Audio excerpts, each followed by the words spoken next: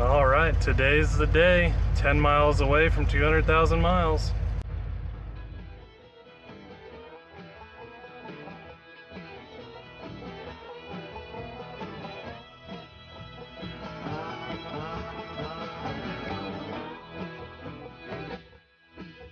Where the sun don't shine, all the moon shines clear.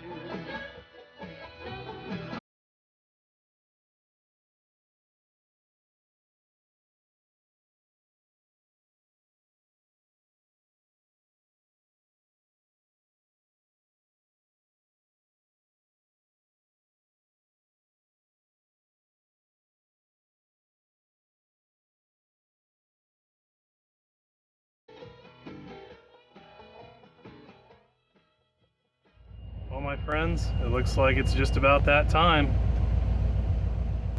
Try and roll into first easy.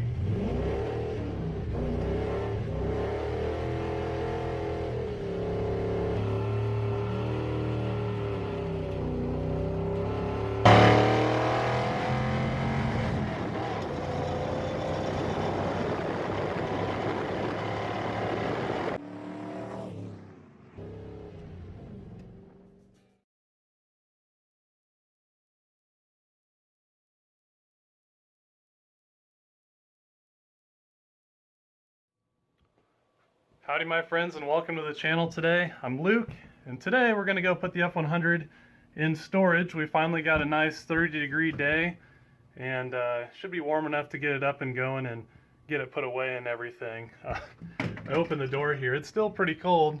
The dogs usually jump up and get real excited when we open the door like we're going somewhere, but you know, they know better. They've had a few experiences with the cold thus far.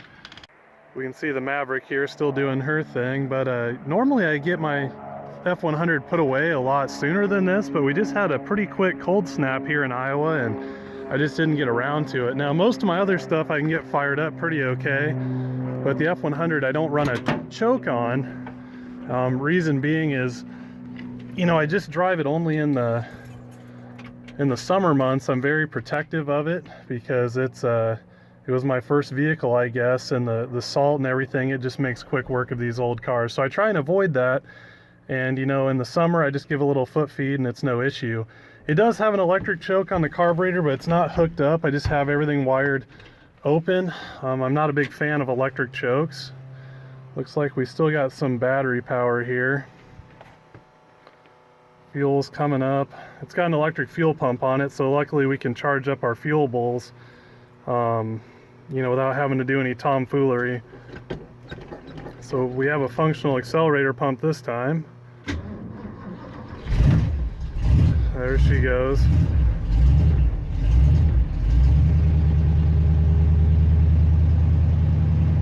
Huh, did pretty good. A lot better than I expected. And so now this is my little high idle switch over here. And when I let off here, we're still maintaining a pretty high idle, and this is basically what I use instead of a choke. Now the reason I installed this idle up solenoid back in the day was because I had a big inverter in here to run the lights in a storage unit that I used in a garage. So I'd let the truck idle and that would just run the lights for the place so I could see what I was doing. But basically if you idle down around 600, 700 RPM in these older vehicles, the alternator just couldn't keep up with that amp load and it would start pulling my battery down. So basically with the high idle switch, I could flip my switch, my idle would go up, and then my alternator could maintain the charge of my battery and kind of sustain all those systems without any issues. You know, for me it worked pretty good, and honestly I use it instead of a choke in a lot of scenarios. Like you see right now, it's pretty cold and we're idling just fine, and there's no choke on this thing at all at the moment.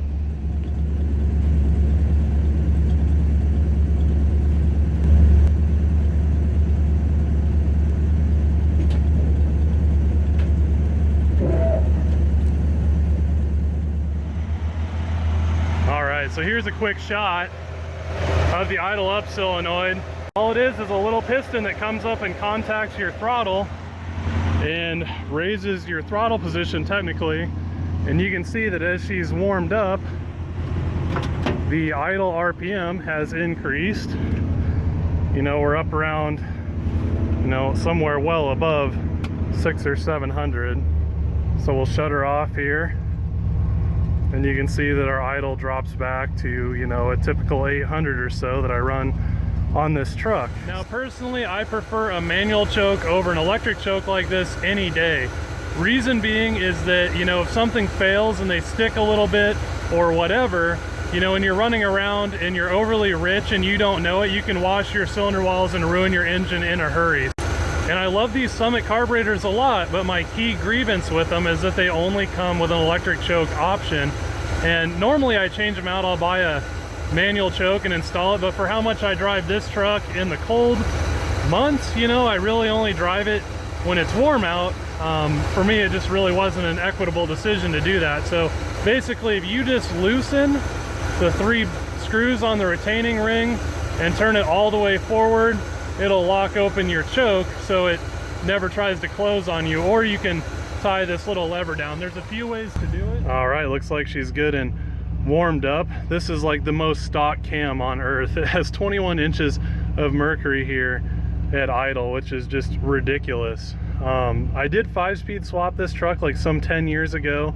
You know, for a truck, it's just a pretty good old rig. It's pretty quiet. It has long tube headers on it, and then it has glass packs, and it's this quiet. So that's just how stock the engine is. But she's still pretty good and snappy.